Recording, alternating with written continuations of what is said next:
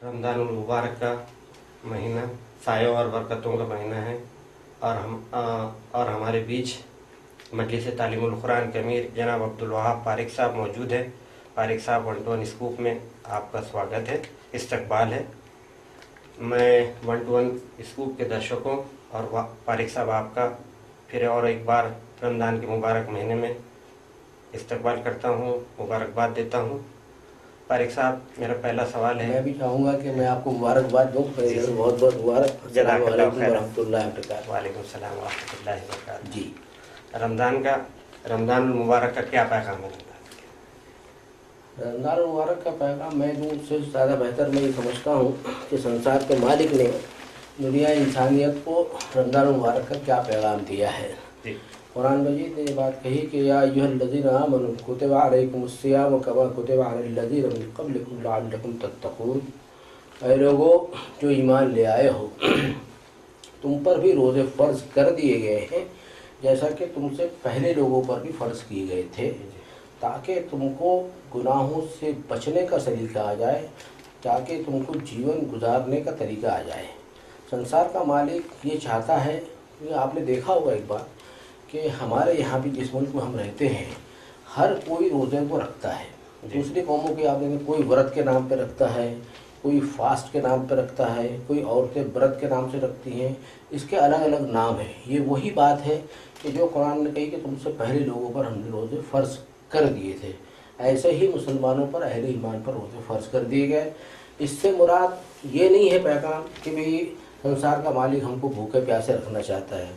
इसकी बुनियादी वजह अगर कोई संसार के मालिक ने जो बयान की है, लअल्लकुम तत्तक़ून फरमाया है। लअल्लकुम तत्तक़ून, ताकि तुमको संसार के मालिक से डरने का सलीका आ जाए, तुम इंसानों के प्रति वफादार हो जाओ, तुम अपने बीवी बच्चों के लिए वफादार हो जाओ, तुम अपने पड़ोसियों के लिए वफादार हो जाओ, तुम अपने देश के लिए वफादार हो जाओ, तुमको दुनिया के सामने तुमको जीने का सलीका मिल जाए, संसार का मालिक के प्रेजेंस का तुमको एहसास हो, हमेशा मौजूद रहने का। हाँ, जैसा कि आम तौर से आप किसी भी मुसलमान से अगर सवाल करेंगे कि संसार का मालिक हमारा खुदा मौजूद है कि नहीं है, तो कहेंगे हाँ हाँ बिल्कुल मौजूद है। लेकिन ये मौजूदगी उसकी ज़बानी है। रोज़ा जो है, रमज़ान का पैगाम रोज़े का ये है कि वो इंसानियत को ये बात सिखलाता है कि तुमको हर वक्त संसार के मालिक की प्रेजेंस का एहसास होता है। जैसा कि एक छोटा सा बच्चा है, वो 10 साल का बच्चा भी रोज़ा रखता है, स्कूल भी जाता है, लेकिन आपने किसी बच्चे को आप ये नहीं पाएंगे कि वो रोज़ा भी रखा हो और स्कूल में जाकर के या कहीं छुप के पानी पी लेगा। नहीं करेगा, क्योंकि उसको संसार के मालिक के प्रेजेंस का एहसास है। इस एहसास को दुनिया के इंसानों के सामने हर वक्त संसार का मालिक जगाना चाहता है कि भाई जब उसी की प्रैक्टिस है, ये उसी की प्रैक्टिस है। ताकि क्या है कि जब जब इंसान के कदम जो है वो गुनाह की तरफ उठते हैं, जब मनुष्य जाति जो है वो पाप की तरफ जब रुख करती है, उसको अगर इस बात का एहसास हो जाए कि कोई मेरा मालिक है, वो मुझे देख रहा है और उस मालिक ने मुझे पैदा किया है, मैं खुद से यहाँ नहीं आया हूँ, संसार का कोई मालिक है जिसने मुझे भेजा है और वो जब चाहे मुझे अपने पास बुला लेगा। इस एहसास को रोज़ा जगाता है। और खाने पीने के बारे में ऐसा है कि उसको 15 घंटे के लिए, 14 घंटे के लिए उसका समय होता है। जब सूरज निकलता है उसके थोड़ा पहले, बिल्कुल उससे कबल, जो सूरज बिल्कुल ही नहीं निकलता, निकलने वाला है कुछ देर में, उसके पहले उसका वक्त पूरा हो जाता है, जिसको सहरी का वक्त हम लोग कहते हैं। तो वो वक्त मुकम्मल हो गया तो अब आप खाने पीने से रुक जाते हैं। हालांकि दुनिया के इंसानों के लिए खाना पीने के लिए कोई मना नहीं है, लेकिन उसको मना इसलिए किया था कि तेरे को जो ऑप्शन था, तुझे ऑप्शन था कि भाई तू ये सब चीज़ें खा सकता है, लेकिन अब तेरे को रुक जाना है, क्योंकि तेरे को संसार के मालिक ने कह दिया कि यहाँ रुक जा।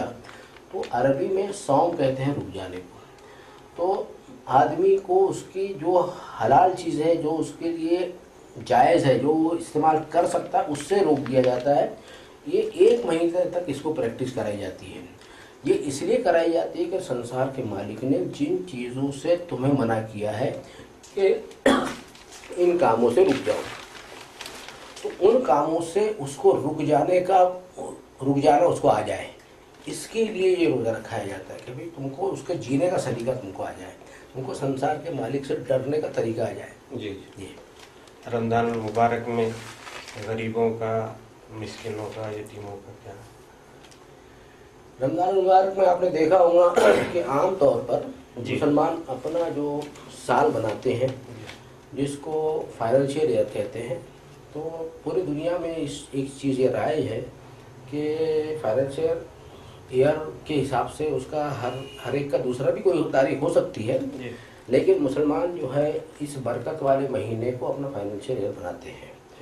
और उसकी ख़ास वजह ये हो जाती है कि उसके अंदर में सवाब कई गुना उसका बढ़ा दिया जाता है। वो संसार के मालिक के हाथ में है, और इंसान का जो कल्ब है, उसका दिल जो है, वो जिस कदर समझो संसार के मालिक के लिए बिछा हुआ रहेगा, जिसको कुरान ने कहा कि इल्ला मन अतल्लाह बिक़ल्बिन सलीम, कि जब जो कोई मेरे सामने जो झुका हुआ दिल लेकर के आएगा तो उसके लिए मेरी तरफ से मग़फ़िरत का वादा है।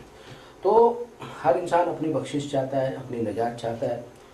तो मैं ये कह रहा था कि अपना माली साल जो है मुसलमान रमज़ान को बनाते हैं और उसमें ज़कात देते हैं, और ज़कात का फ़ीसद भी आप देखेंगे तो 2.5% होता है। जी। उसकी जो ज़रूरियात है इंसानों की, उसको वो अपनी खुद की ज़रूरत को वो पूरा कर सकता है। ज़रूरत से ज़्यादा जो बच गया, चाहे वो सोना चांदी ज़कात हो, के अंदर में जो आपने साल भर कमाए हैं उसके ऊपर में आपको देना है, यानी उसके साल भर कमाए हैं उस पर भी देना है। जी। और पिछले कई सालों से, जैसा आज मेरी उम्र 59 साल है, जी। तो मैंने 58 साल पहले भी जो कमाया था, जी। और जो मेरे पास में मेरी ज़रूरत से ज़्यादा बच गया है, ज़रूरत से ज़्यादा कहेंगे हाँ, हम सर। जी। उस पर मुझे 2.5% ज़कात देना है। फिर उसकी कुछ अलग अलग टर्म है, वो एक अलग है तो बहुत लंबी बात हो जाएगी। तो वो तमाम चीज़ें उन लोगों को देना है जिनसे हमारा कोई ताल्लुक़ नहीं, और जिसको हम देते हैं उसको ये समझ के हमको देना है, इंसानों की मदद करना है। वो गरीब हो सकते हैं, मिस्कीन हो सकते हैं, यतीम हो सकते हैं, बेवा औरतें हो सकती हैं, बच्चे हो सकते हैं, बूढ़े आदमी हो सकते हैं, कोई बीमार आदमी जो दवाखानों में सिसक रहा है इलाज के लिए, उसका हम इलाज उससे कराएं। तो ये समझो कि गरीबों की मदद के लिए वो पैसे का इस्तेमाल होता है। और वो एक इतनी बड़ी रकम है कि अगर इस मुल्क के मुसलमान जो है वो सही तौर से ज़कात अदा करने वाले बन जाएं, तो मैं समझता हूँ कि हमारी गवर्नमेंट का जितना बजट होता है साल भर का, आप शायद मेरी बात पर यकीन करें या ना करें अलग बात है, लेकिन हमारा अपना एक कैलकुलेशन ऐसा है कि इस मुल्क का जितना बजट होता है उतना बजट जो है मुसलमान गरीबों पर खर्च कर सकता है और करता भी है। आपको हैरत होगी, ये तो आपने सवाल किया इस बात पर कि रमज़ान के ताल्लुक से, मैं आपको बताऊं कि ईद के दिन हर मुसलमान 2 किलो अनाज जो है वो, हाँ, सदका फितर और फितरा जिसको कहा जाता है, वो निकालता है। आज इस मुल्क के अंदर में 25 करोड़ मुसलमान बसते हैं। आपको ये सुन करके हैरत होगी कि ईद का दिन खुशी का दिन होता है। वो खुशी का दिन पैसे वाले तो जो है वो अपना, उनका पेट भरा हुआ रहता है, लेकिन वो गरीब कहाँ जाएंगे जिनके पास खाने के लिए अनाज नहीं है। लिहाजा ये 25 करोड़ मुसलमान 50 करोड़ किलो गेहूँ जो है या अनाज की शक्ल में वो गरीबों को तकसीम करते हैं, ये उनका हक अदा करते हैं, ताकि हमारा कोई भाई भूखा न रहे। ये उसकी स्पिरिट है। रोज़े की भी ये स्पिरिट है कि भाई भूखा रह के तो देखें हम कि भाई किसी भूखे को खाना खिलाना कैसा होता है। यानी उसी की ट्रेनिंग है पूरा रमज़ान मुबारक का पूरा महीना। एक ट्रेनिंग है, यानी वो भी इसका एक पार्ट है। जी। ये पारिक साहब ये बताइए कि रमज़ान और कुरान का क्या रिश्ता है? रमज़ान और कुरान का रिश्ता है, इसको कुरान ने ये बात फरमाई कि ये आपको सूरतुल बकरा में मिलेगा। तो फरमाया कि शहर रमज़ान अल्लज़ी उन्ज़िला फ़ीहिल कुरआन हुदल लिन्नासि व बय्यिनातिन मिनल हुदा वल फुरक़ान।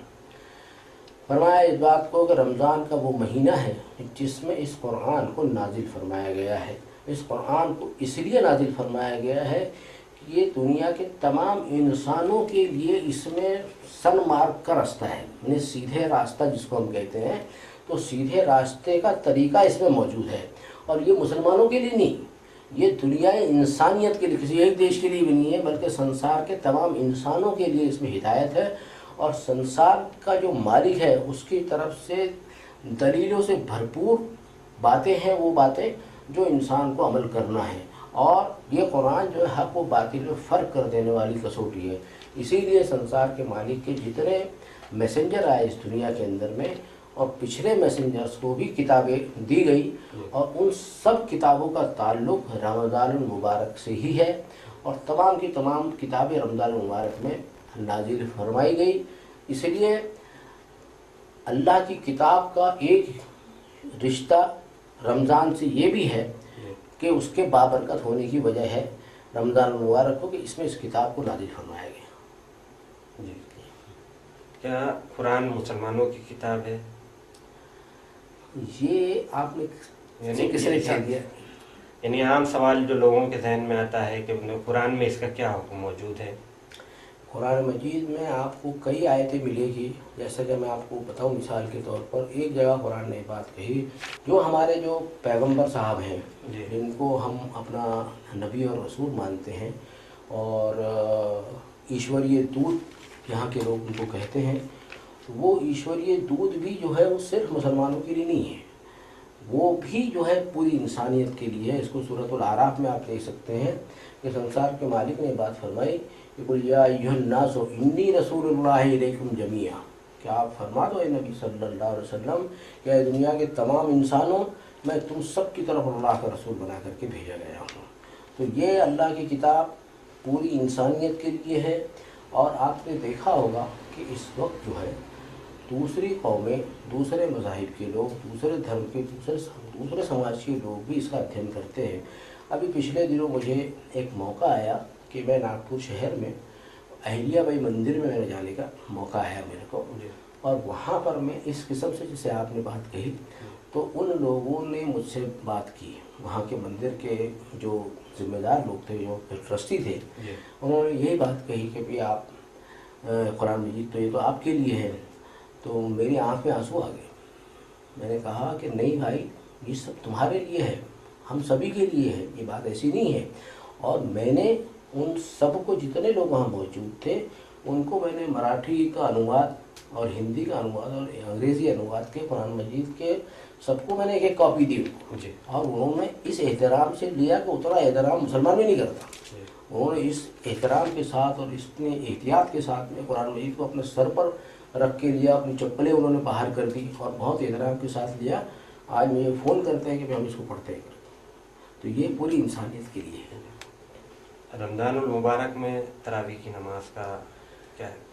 تراویح کی نماز یہ بھائی میرے ایسا ہے کہ جناب رسول اللہ صلی اللہ علیہ وسلم نے اپنے دور مبارک میں آپ اس نماز کو پڑھا کرتے تھے۔ اس نماز کو ہم لوگ آپ سب کو طریقے والی نماز یعنی سنت موقعہ مان کر کے ہم لوگ پڑھتے ہیں۔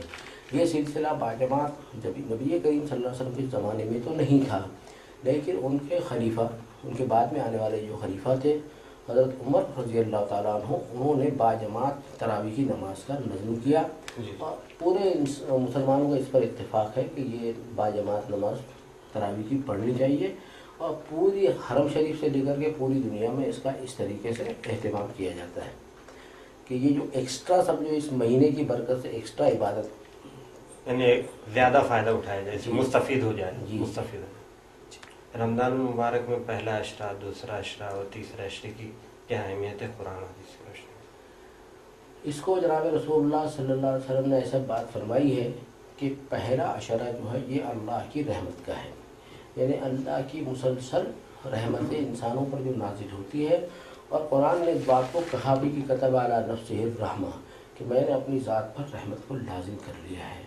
اس رحمت کو انسانوں کو اللہ سے مانگنا ہے، سنسار کے مالک سے اس کو مانگنا ہے۔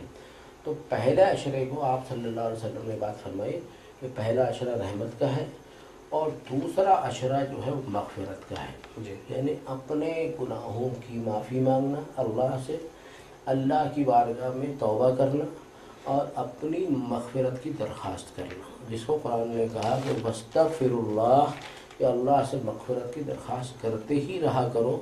اس کے بعد فرمایا کہ ان اللہ غفور الرحیم، کہ بے شک اللہ کی مغفرت یہی اس کی سب سے بڑی مہربانی ہے۔ تو دوسرا عشرہ مغفرت کا ہوتا ہے، اور تیسرا عشرہ جو ہوتا ہے وہ جہنم کے عذاب سے نجات پانے کا، کہ جب تک کہ سمجھو کہ انسان جہنم کے عذاب سے نجات نہیں پالے گا تب تک کہ وہ جنت میں داخل نہیں ہو سکتا۔ اس لیے قرآن مجید نے بھی اس کو کہا کہ فمن زحزح عن النار फ़क़त फास, कि जिसको जहन्नम से बचा लिया गया वो कामयाब हो गया। और एक जगह सूरह मरियम में तो बड़ी अजीब बात फरमाई कि वह मिनकुम वारिदुहा कान अला रब्बिका हतमन मक़दिया सुम्मा नुनज्जिल लज़ीना तक़ौ व नज़रु ज़ालिमीन फ़ीहा जिसिया, कि तुम में से हर एक को जहन्नम के ऊपर से गुजरना है। जन्नत जहन्नम के उस पार है, जहन्नम के ऊपर से गुजरना है, और हम बचाएंगे उन लोगों को जिन्होंने हमारे से डर करके ज़िंदगी गुजारी थी, और जिन्होंने हमारे तक़वा इख्तियार नहीं किया, हमसे डर करके ज़िंदगी गुजारी नहीं थी, उनको हम औंधे मुँह जहन्नम में डाल देंगे। इसीलिए कुरान मजीद ने लअल्लकुम तत्तक़ून फरमाया कि ताकि तुमको अल्लाह से डरने का तरीका आ जाए, क्योंकि इस आयत में ये बताया कि जिसको तक़वा नहीं होगा वो जहन्नम में दाखिल होगा। यहाँ हमको 1 महीने तक इस बात की प्रैक्टिस कराई जाती है कि अल्लाह से डर डर करके कैसे हम ज़िंदगी गुजार सकते हैं। यानी रमज़ान का पूरा महीना ट्रेनिंग है ये। हाँ, ये सबकी तक़वे की ट्रेनिंग है, कैसे हम गुनाहों से बच सकते हैं, और बकिया महीनों में हम उसकी हमारी ज़िंदगी में वो चीज़ें लागू कर ले अपने ऊपर में। हाँ, बकिया 11 महीने आपको एक दिया जाता है कि भाई आप यहाँ पर ट्रेन हो गए। 1 महीने तक के आपको पाबंदी की गई, आपके खाने पीने के औकात बदल दिए गए, आपकी नमाज़ों में ज़्यादती कर दी गई, इबादत में आप देखिए कि मस्जिदें भरी रहती हैं, जैसा कि 11 महीने में ऐसा नहीं होता, लेकिन रमज़ान मुबारक में आप देखेंगे कि तमाम मस्जिदें आपको भरी हुई मिलेंगी। तो ये जो प्रैक्टिस कराई जाती है, तो इसमें हमारे यहाँ तो ये होता है कि लोग भाग जाते हैं ईद के बाद में, लेकिन ये तरीका गलत है। बल्कि ये प्रैक्टिस इसलिए कराई जाती है कि तुम बकिया 11 महीने जो है इस पर जमे रहो, ताकि 11 महीने गुजरने के बाद अगर तुम फिर ज़िंदा हो तो फिर से तुमको ये प्रैक्टिस कराई जाएगी। जी। इसमें रमज़ान मुबारक में एतिकाफ़ के बारे में क्या? एतिकाफ़ के ताल्लुक़ से ये है कि जैसे कि 2 हिस्से जो हैं, जैसे 10-10 दिन की, जिसको हम पहला अशरा और दूसरा अशरा कहते हैं। तीसरा और आखिर अशरा जो होता है वो 21वें रोज़े से लेकर के ईद तक के, तो वो वाला जो अशरा होता है उसमें एतिकाफ़ किया जाता है। और ये एतिकाफ़ जो है ये मोहल्ले में की मस्जिद में एक आदमी के लिए करना जो है वो सुन्नत कफ़ाया है, कि वो समझो कि अगर कोई एक शख्स ने अगर कर लिया तो पूरे मोहल्ले वाले उससे बरी हो जाएंगे, वरना सब गुनहगार होंगे। और इसमें ये होता ही है कि इंसान पूरी दुनिया से कट जाता है और वो समझो संसार के मालिक के घर में आ जाता है, उसकी पनाह में आ जाता है, और वहाँ वो सिर्फ संसार के मालिक की बंदगी करता है। मस्जिदों के अंदर में क्या है? मस्जिद के अंदर जी। और एतिकाफ़ मस्जिद में ही होता है, मस्जिद में ही किया जाता है उसको। और कुरान ने उसको कहा भी कि वताहिर बैतिया लित्ताइफीन वल काइमीन वल आकिफीन वल रुक्कई सुजूद, फरमाया कि तुम अल्लाह के घरों को, इन मस्जिदों को पाक साफ रखा करो। किन के लिए? जो तवाफ़ करने वाला, तवाफ़ तो बैतुल्लाह में होता है, उसके अलावा जो मस्जिदें हैं वहाँ पे जो क़याम करने वाले होते हैं, जो रुकू करने वाले होते हैं, जो सजदा करने वाले होते हैं, और जो एतिकाफ़ करने वाले होते हैं, उनके लिए मस्जिदों को पाक साफ रखना है। और उस जगह पर में सबसे कट करके वो एक अकेले मालिक की बंदगी करता है, और खुद के लिए भी और पूरे संसार के लिए भलाई भी मांगता है, और पूरे संसार के अंदर में अमन शांति बनी रहे, इसकी बात वो मांगता है संसार के मालिक से। और ख़ुद के लिए ये प्रेरणा करता है वो कि भी मेरी ज़ात से मैं यहाँ से बाहर निकलूँ तो मेरी ज़ात से किसी को तकलीफ़ ना हो। ये वहाँ पर वो सीखने की मेन बात हुआ है। तारिक साहब, ये रमज़ान में लैलतुल क़द्र के बारे में क्या अहकामात हैं? लैलतुल क़द्र एक ऐसी रात का नाम है जो जनाब रसूलुल्लाह सल्लल्लाहु अलैहि वसल्लम की उम्मतियों को दी गई है। इसके पहले की उम्मतों को की उम्रें किसी की ज़्यादा होती थी, किसी की बहुत ज़्यादा भी रही हैं, लेकिन आप सल्लल्लाहु अलैहि वसल्लम की उम्मतियों की उम्र कम है। इस कम की वजह से, इस कमी को पूरी करने की निस्बत पर, और क्योंकि आप सल्लल्लाहु अलैहि वसल्लम ने ये बात भी इरशाद फरमाई कि जैसा मेरे बाद कोई नबी नहीं है तो तुम्हारे बाद कोई उम्मत भी नहीं है, तो ये आखिर उम्मत है, तो इसकी बका के लिए, इसकी मग़फ़िरत के लिए अल्लाह ताला ने एक बेहतरीन मौका रखा है कि साल में वो एक रात उनको दी गई है। और ये लैलतुल क़द्र रमज़ान मुबारक की जो आखिरी अशरा होता है उनकी ताक रातों में उसको तलाश करने का हुक्म मौजूद है। ताक रात से क्या मुराद है? ताक रात जो है वो हम उसको ये कर सकते हैं 21, 23, 25, 27 और 29। ये रोज़े की तादाद है। मैंने बताइए आपको 21वां रोज़ा, 23वां, 25वां, 27वां, 29वां रोज़ा, इसकी रात में आप लैलतुल कद्र की तलाश करो। और इन रातों में किसी एक में मतलब ज़्यादा चांसेस है कि इसमें वो रात आ सकती है। लैलतुल कद्र किस रात में है?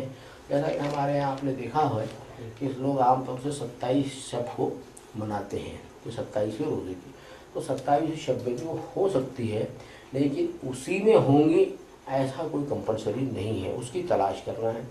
उसकी तलाश करने का जो बेहतरीन तरीका जो है वो अम्मी आयशा रज़ी अल्लाह ताला अन्हा ने आप सल्लल्लाहु अलैहि वसल्लम से बात को पूछा कि लैलतुल कद्र को मैं पालूँ तो मैं क्या करूँ। आप सल्लल्लाहु अलैहि वसल्लम ने एक दुआ इरशाद फरमाई कि आयशा, अल्लाह से ये मांगो कि अल्लाहुम्मा इन्नका अफ़ुव्वुन तुहिब्बुल अफ़्व फ़अफ़ु अन्नी। इसका तर्जुमा ट्रांसलेशन ऐसा हो सकता है कि ऐ मेरे अल्लाह, तू मुझे माफ़ फरमा दे, कि तू बेशक माफ़ी को ही पसंद करता है, बस तू मुझे माफ़ फरमा दे। तो इस दुआ का अगर समझो कि मुसलमानों के लिए मेरा ये पैगाम है, तमाम मुसलमानों के लिए, और मैं अपनी ज़ात को भी इस बात की नसीहत करता हूँ कि हम इस दुआ को पूरी रमज़ान के लिए अपने ऊपर लाजिम कर लें और हर रात को हम इसको मांगा करें, क्योंकि इसमें माफ़ी है और अल्लाह के रसूल सल्लल्लाहु अलैहि वसल्लम का तरीका है। तो कभी ना कभी तो वो वक्त आएगा ज़रूर कि हम जब रोज़ मांगेंगे तो कोई तो रात होगी रमज़ान की जिसमें लैलतुल कद्र होगी। और एक बात समझो, संसार के मालिक की तरफ से अगर कबूल हो गई तो हमारे लिए वो निजात का ज़रिया होगा। पारेख साहब, आप हमारे स्टूडियो में आए, हमसे बातचीत की, आपका बहुत बहुत शुक्रिया अदा करते हैं। फिर एक नई शख्सियत के साथ मिलेंगे वन टू स्कूप में।